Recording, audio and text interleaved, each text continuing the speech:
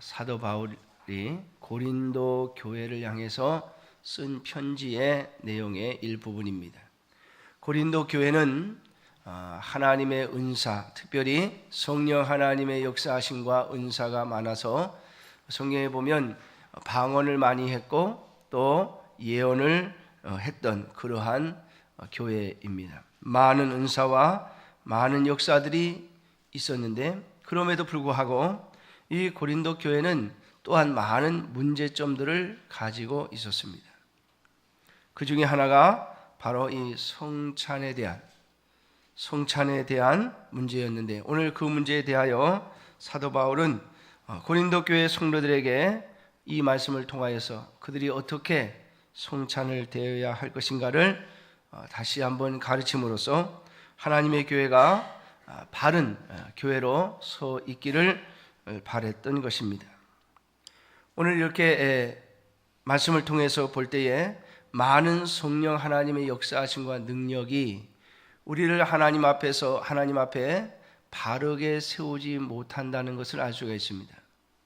성경에 보면 어떤 교회들은 특별히 나타나는 큰 역사가 없었음에도 불구하고 그들은 그들의 신앙을 온전히 지키며 하나님의 말씀을 따라 순종했고 또 어떤 교회들은 하나님의 능력이 많이 나타났음에도 불구하고 그들은 오히려 하나님의 교회를 어렵게 하고 힘들게 하는 또 복음을 가로막는 그러한 일들이 있었음을 보게 됩니다.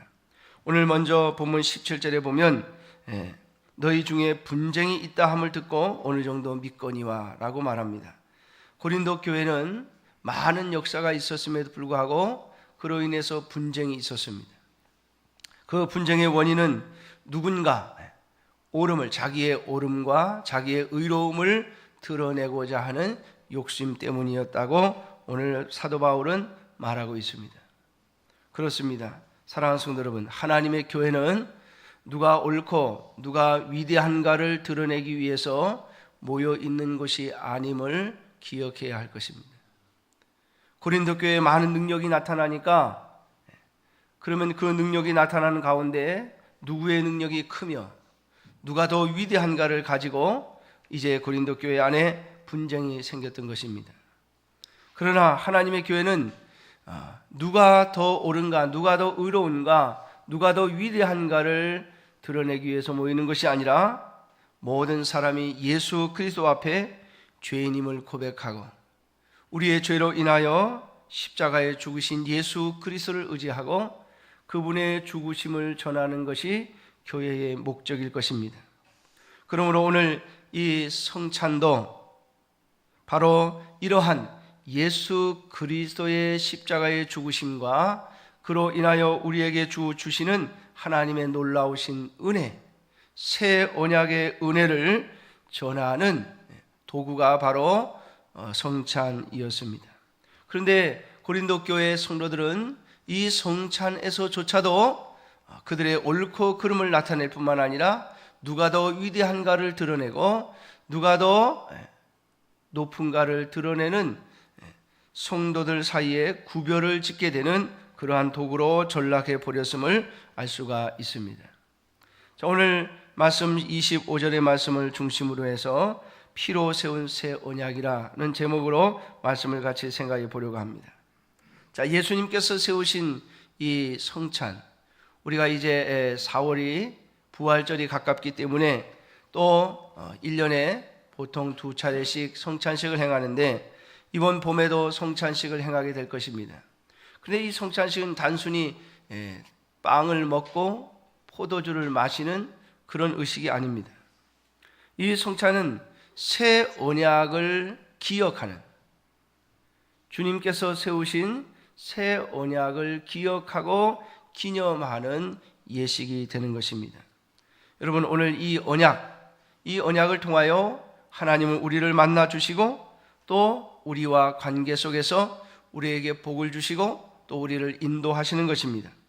그러므로 이 언약이 무엇인지를 분명히 아는 자만이 이 성찬에 참여할 수 있게 되는 것입니다. 오늘 27절에 보면 그러므로 누구든지 주의 떡이나 잔을 합당하지 않게 먹고 마시는 자는 주의 몸과 피에 대하여 죄를 짓는 것이라 그렇게 말씀하고 있습니다. 우리가 대하는 이 성찬 의식이, 우리가 행하는 이 성찬 의식이 무엇인지를 정확하게 이해하지 못하고 이 떡과 포도주를 먹고 마시게 되면 그것은 은혜를 입는 것이 아니라 오히려 죄를 짓는 것이며, 이 죄를 먹고 마시는 것을 다른 번역으로는 심판을 받는 것이라고 번역하고 있습니다. 다시 말하면 주님의 몸과 피를 기념하고 또 상징하는 이 새 언약의 의식을 잘못 행하면 그것은 우리에게 구원이 아니라 오히려 죄를 가져올 것이며, 그 죄로 인하여 우리가 심판을 받게 될 것이다 라고 말씀하고 있는 것입니다. 예수님께서 세우신 이 성찬은 새 언약의 의식입니다. 새 언약이 무엇입니까? 그것은 옛 언약과 비교해서 생각해 볼 수 있을 것입니다. 성경에서 말하는 옛 언약은 크게 두 가지가 있습니다. 첫째는 하나님께서 아담과 맺으신 첫 번째 언약입니다. 여러분, 하나님은 처음에 이 세상 온 우주 만물을 창조해 놓으시고 이 모든 우주 만물을 사람에게 주시며 사람에게 다스리고 정복하라고 말씀하십니다. 그리고 또 인간이 거할 수 있는 가장 좋은 환경을 만들어 주시고 그것을 에덴이라 칭하셨습니다. 그리고 그 에덴 동산에서 자유롭게 살아가면서 단 하나만을 어기지 말라고 말씀하시죠. 선악을 알게 하는 나무의 실과를 먹지 말라. 이것은 하나님과 인간과 맺은 최초의 언약이었습니다. 여러분, 언약에는 반드시 상과 벌이 함께 동반되어집니다. 이 언약은 과거에 고대의 이 지배국과 피지배국, 두 나라가 전쟁을 벌여서 이긴 승리국과 패전국 사이에 맺어지는 언약과 같은 것입니다. 승전국은 패전국에게 명령을 내리고 그 명령을 패전국이 수행할 때에 수행하면 거기에 합당한 상을 지급하지만 수행하지 아니할 때에는 거기에 합당한 벌을 내리는 것이죠. 하나님은 인간을 창조하시고 모든 것을 주신 후에 단 하나만을 금하셨습니다. 선악을 알게 하는 나무의 실과를 먹지 마라. 사랑하는 성도 여러분, 그런데 아담은 어떻게 했습니까? 하나님이 금하신 것을 어기고 말았습니다. 그래서 그에게는 죽음이라고 하는, 모든 인간에게 죽음의 심판이 임하게 된 것입니다. 그래서 하나님께서는 그 후손들 가운데에 특별히 아브라함을 택하시고 그로 인하여 한 민족을 세우시고 이스라엘을 애굽에서 건져내시면서 가나안 땅의 주인으로 삼으시면서 이스라엘 백성들과 또 한 번의 언약을 맺으십니다. 그때는 짐승의 피, 곧 소의 피를 가지고 하나님과 이스라엘 백성들 사이에 언약을 맺으시면서 하나님은 이스라엘 백성들에게 가장 중요한 것 하나, 가장 핵심이 되는 것 하나를 명령하십니다. 나 외에는 다른 신을 내게 두지 말지니라. 하나님 외에는 이스라엘에게는 신이 없어야 한다라고 하는 것입니다. 그리고 남은 모든 9개의 계명들은 그러한 하나님을 자신들의 주인으로 모시고 사는 이스라엘 백성들이 행해야 할 계약의 내용들이었습니다. 이것을 하나님은 언약으로 맺으시고 소를 잡아 피를 흘리심으로써 너희가 만일 이 언약을 어기면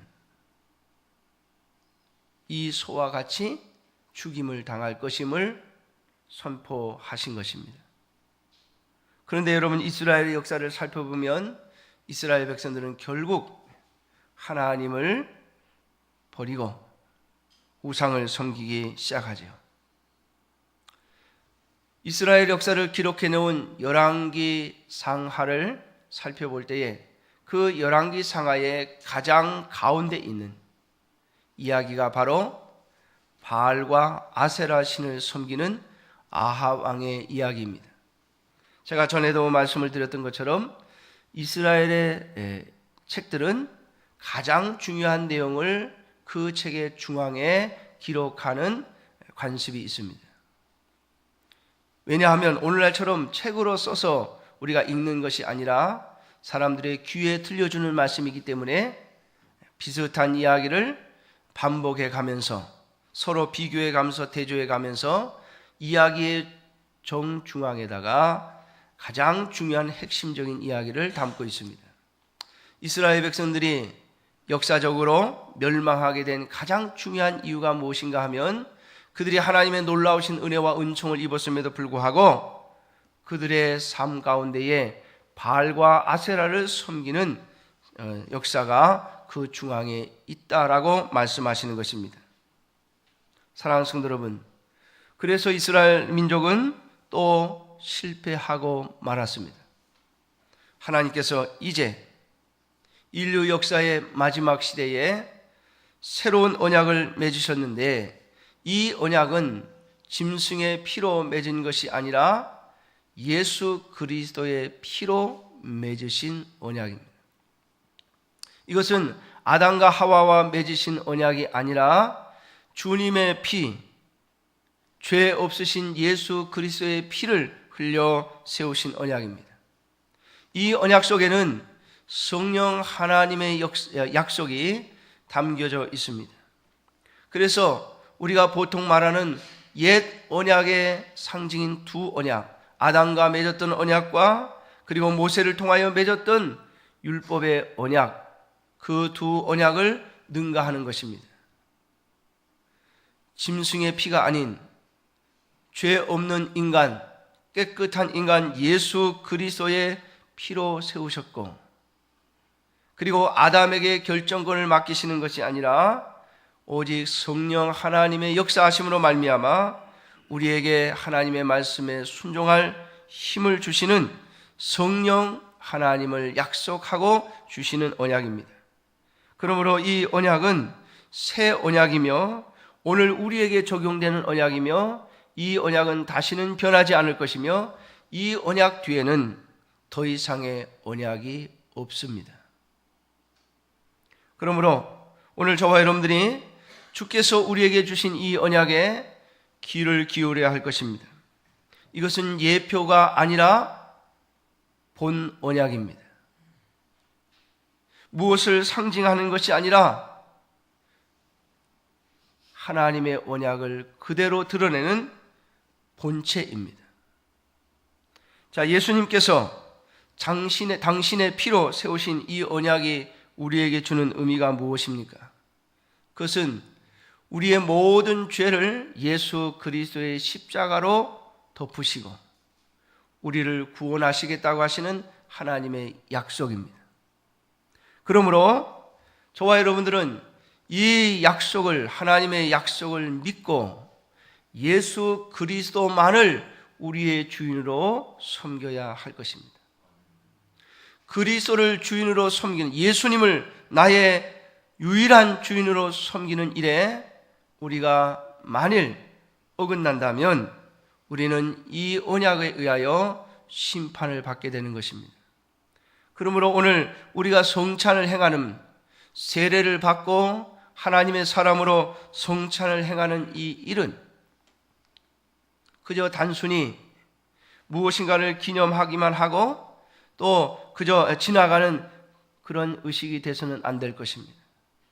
내가 과연 오늘 그리스도의 피로 맺은 이 언약 안에 온전히 들어와 있는가를 살펴야 합니다. 내 인생의 주인이 과연 예수 그리스도인가를 다시 한번 묻고 확인하는 일이 되어야 할 것입니다. 어제 제가 어디 결혼식에 갔다가 어느 집사님을 만났는데 그 집사님이 과거에 저희 교회에 잠깐 오셔서 면소재지에 사시는데 교회를 저 구리 쪽으로 다니시다가 저희 교회 잠깐 오셔서 수요 예배를 드리시고 또 금요 예배 드리시고 또 성경 공부를 잠깐 하신 적이 있어요. 근데 그분이 그러세요. 벌써 꽤 오래된 이야기인데요.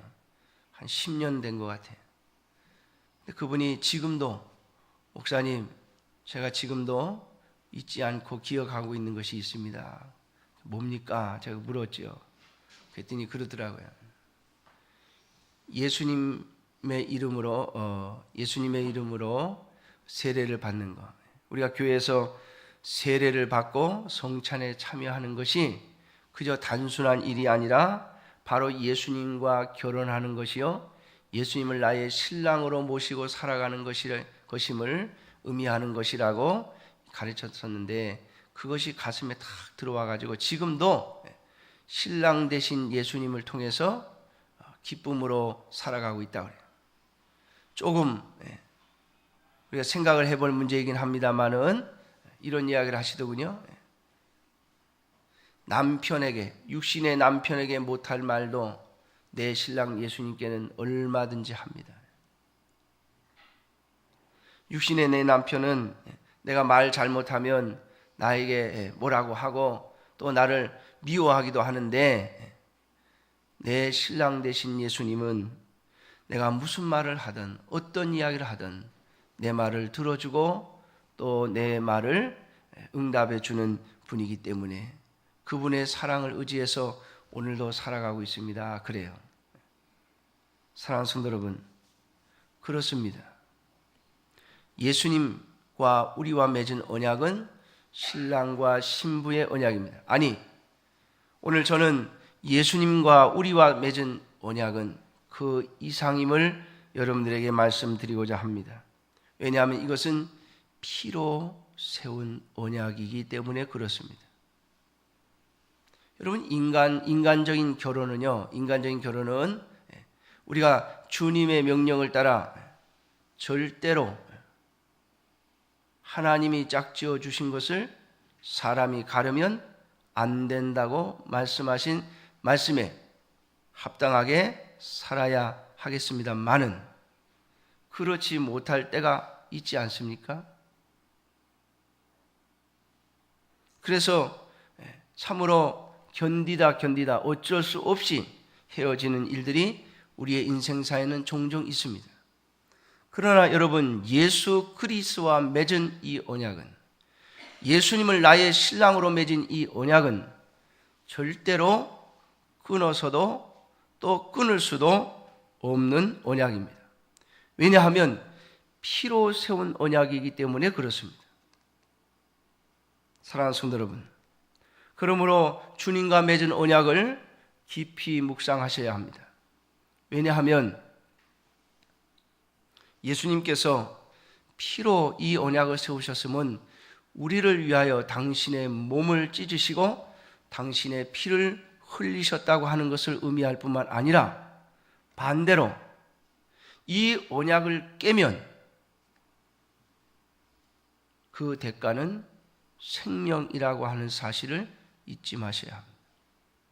우리는 너무 쉽게 예수 그리스도의 생명은 받아들이면서, 예수님께서 나를 위하여 피 흘려 죽으신 것을 받아들이면서 우리가 이 언약을 깼을 때, 예수님과의 언약을 깼을 때 받을 형벌은 생각하지 않습니다.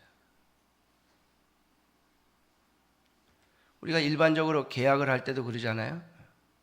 여러분, 집을 계약할 때 깨는 쪽이 대가를 지불하게 돼 있죠. 계약금을 1,000만 원을 걸었다 치면, 만약에 사는 사람이 계약금 걸어놓고 안 사겠다 그러면 그 1,000만 원 어떻게 돼요? 떼는 거죠. 띄는 거예요. 그 1,000만 원을 잃어버리는 거예요. 또 반대로 파는 사람이 1,000만 원을 받아놓고 팔기로 해놓고 못 팔겠다 그러면 어떻게 되죠? 2,000만 원을 물어줘야 돼요. 여러분, 예수님과 우리 사이에 맺은 이 언약은 예수 그리스도께서 당신의 피로 세우신 언약이기 때문에 우리 또한 우리의 생명을 걸고 맺어야 하는 언약입니다. 만일 여러분들이 예수 그리스도와 맺은 이 언약, 예수 그리스도께서 나를 위하여 십자가에 죽으셨다고 하는 이 언약을, 이 말씀을, 이 복음을 받아들일 때 저와 여러분들이 생명을 걸지 않았다면 이 언약은 잘못된 것입니다. 사실 우리는 너무나도 쉽게 예수 그리스도를 믿으시오라고 말하고 또 예수 그리스도를 믿겠다고 말하고 그리고 하나님의 백성이 되었다고 말합니다. 그러나 여러분 기억하십시오. 그것이 이 세상의 지식으로, 이 세상의 논리로 받아들일 수 없는 거기 때문에 예수 그리스도를 전하고 예수 그리스도를 믿으라고 우리가 말할 때에 예수 그리스도를 나의 구주로, 나의 주님으로 받아들이겠다고 고백하는 자들을 하나님의 교회의 일원으로 받아들입니다. 그런데 그 고백 속에는 바로 우리의 생명이 걸려 있다고 하는 사실을 잊지 마십시오. 예수님께서 당신의 생명을 걸고 우리와 언약을 맺으셨고 우리 또한 우리의 전 인생을 걸고 그분께 언약을 맺은 것입니다. 이 언약 속에는 주님께서 우리를 위하여 모든 것을 해 주실 준비가 되어 있다는 말씀이며 또 모든 것을 주시겠다고 하는 약속이 담겨져 있습니다. 동시에 우리의 전 인생과 우리의 생명이 바로 이 언약 안에 포함되어 있음을 잊지 말아야 할 것입니다. 그러므로 이 언약에 참여한 모든 자들은 이 언약을 기념하는 성찬식을 행할 때마다 예수 그리스도께서 나를 위하여 십자가에 죽으신 것을 기억하고 기념하는 것입니다. 그것밖에는 이야기할 것이 없습니다. 그것밖에는 우리가 전할 것이 없는 것입니다. 왜? 그분의 생명이기 때문입니다. 뿐만 아니라 우리는 우리의 생명을 다해서 예수 그리스도께서 선포하신 이 언약을 수행하며 감당해야 할 것입니다. 자, 그런데 고린도 교회에는 무슨 문제가 있었는가 하면 성도들 간에 성찬식을 할 때에 각각 자기가 집에서 떡과 포도주를 가지고 와서 함께 성찬을 했습니다. 오늘날 교회가 하는 성찬처럼 그저 아주 작은 빵 조각과 그리고 포도주 아주 한 모금을 먹고 마시는 것이 아니라 이것은 이스라엘 백성들의 가장 간단한 식사 방법이었기 때문에 이것은 식사를 하는 것입니다. 그런데 어떤 사람은 집에서 빵과 포도주를 가져오는데 많이 가져왔어요. 어떤 사람이겠습니까? 부유한 사람들이죠. 어떤 사람들은 거의 아주 적은 양을 가져왔을 뿐만 아니라 어떤 사람은 가져오지 못한 사람도 있었습니다. 왜냐하면 오늘날처럼 넉넉한 삶이 아니었기 때문입니다. 그들은 어쩌면 성찬을 하고 싶어도 먹을 것이 없어 그 성찬을 준비할 수 없었는지도 모르겠습니다. 자, 그런데 오늘 여기 21절, 22절에 보면 각각 자기의 만찬을 먼저 갖다 먹으면서 어떤 사람은 아직 먹지 못해서 가진 것이 없어서 먹지 못해서 시장하고 어떤 사람은 이미 벌써 배부르게 먹고 취해버렸다라고 말하고 있습니다. 그러면서 오늘 22절에 너희가 하나님의 교회를 업신여기고 빈궁한 자들을 부끄럽게 하느냐라고 사도 바울은 책망하고 있는 것입니다. 사랑하는 성도 여러분, 우리가 우리의 생명과 우리의 삶을 하나님 예수 그리스도에게 드리고 그분의 백성이 되어지고 그리고 그분의 백성의 일원으로 하나님의 교회에 있다면 우리는 이 성찬이 우리에게 주는 새로운 의미들을 기억해야 할 것입니다. 먼저는 우리가 하나님의 교회 안에 들어왔을 때 우리 모두가 하나님 앞에서 동일한 주의 신부이며 동일한 주의 백성임을 드러내는 일을 해야 할 것입니다. 이것이 오늘 하나님의 교회가 해야 하는 일이죠. 나를 위하여 십자가에 죽으셨을 뿐만 아니라 당신을 위하여서도 십자가에 죽으셨습니다. 그러므로 내가 믿고 영접한 예수 그리스도를 당신도 믿고 영접한다면 당신은 나의 형제요 자매가 되어지는 것입니다. 여러분, 이것이 복음입니다. 나 혼자 믿고 나 혼자 하나님의 자녀가 되어지는 것이 아니라 하나님의 교회를 통하여 같은 하나님의 백성이며 같은 하나님의 자녀가 되어지는 것입니다. 그런 의미가 있기 때문에 저는 가능하면 우리 교회에서 점심을 같이 하는 것입니다. 교회가 좀 어려울 때는 어떤 분들은 그래요. 목사님 그냥 성가대만 찬양대만 밥 먹고 성도들은 집에 갔다 오면 안 됩니까? 여러분, 재정이 많아서 점심을 나눠 먹는 게 아니에요. 잘 먹든 못 먹든 우리가 한 자리에 앉아서 일주일에 한 번이라도 주일 예배 드릴 때만이라도 함께 마주 앉아 식사를 한다고 하는 것, 그것은 바로 우리가 한 형제요 한 자매라고 하는 것을 잊지 말고 기억하자는 것입니다. 잘 사는 사람도 못 사는 사람도 주일 한 끼만큼은 같이 먹고 같이 나누자는데 그 의미가 있습니다.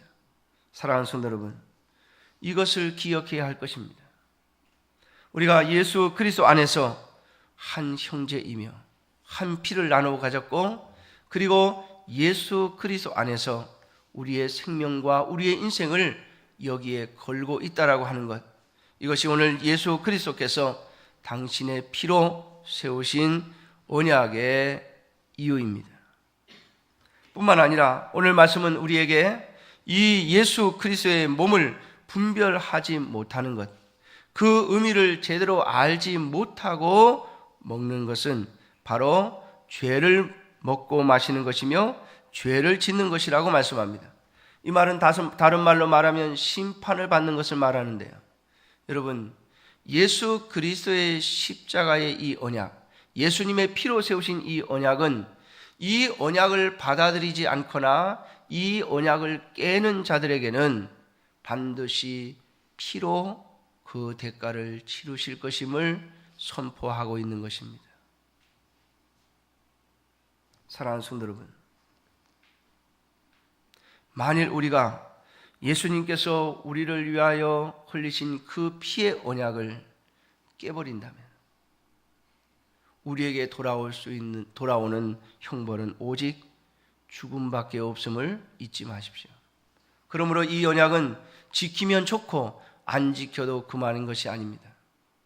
오늘날 많은 그리스도인들이, 저를 비롯한 많은 그리스도인들이 주님과의 이 언약을 지키면 좋고 안 지켜도, 좀 깨도 좀 어겨도 그저 그냥 넘어갈 거라고 생각하는 경향이 참 많습니다. 사랑하는 성도 여러분, 큰일 날 일입니다.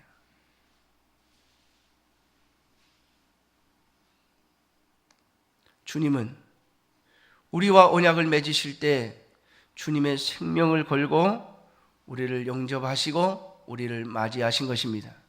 그러므로 사랑하는 성도 여러분, 이 언약 안에 온전히 거함으로 말미암아 하나님께서 주시는 복을 누릴지언정, 이 언약 안에 온전히 거하지 못함으로 말미암아 징계를 받는 일이 없기를 주님의 이름으로 축원합니다. 이것은 우리를 향한 주님의 사랑이며 우리를 끝까지 품고 가시려고 하시는 주님의 은혜입니다. 사랑하는 성도 여러분, 하나님께서 인류 역사의 마지막에 세우신 이 언약, 우리를 위하여, 우리의 생명을 위하여, 우리에게 주실 참된 복을 위하여 세우신 이 언약을 잘 지킴으로 말미암아 하나님께서 우리에게 주시고자 하시는 모든 은혜를 누리는 여러분들이 되시기를 주님의 이름으로 축원합니다. 그러므로 말미암아 이 언약을 다시 한번 기억하고 성령 하나님께서 저와 여러분들에게 주시는 은혜를 입기를 주님의 이름으로 축원합니다. 지난 주간에 제가 전철을 탈 일이 있었습니다. 전철을 타고 구리에 갔다가 오는데 어떤 대학생들이 전철을 딱 올라타더라고요. 그러더니 할 말이 있습니다. 저희 말을 좀 들어주십시오. 저희는 대학생입니다. 그래요. 그런데 그 다음에 하는 말이 예수 그리스도를 믿으세요. 하나님은 여러분들을 사랑하십니다. 예수 그리스도를 믿으면 하나님과 교통하게 되며 하나님과의 교통 속에 살아가는 자들이 얼마나 행복한 자들인가를 그들은 설파하고 있었습니다. 누가 시켜서 어떤 훈련 과정에서 하는 건지는 모르겠습니다만 그들의 말은 전혀 틀린 것이 없었습니다. 그렇습니다. 사랑하는 성도 여러분, 예수 그리스도와 온전한 언약 가운데 살아가는 자들에게는 이 언약이 주는 하나님의 놀라운 복이 있는데 그 복은 바로 하나님과의 교통함입니다. 이 교통을 누릴 수 있는 여러분들이 되시기를 주님의 이름으로 축원합니다. 기도하겠습니다.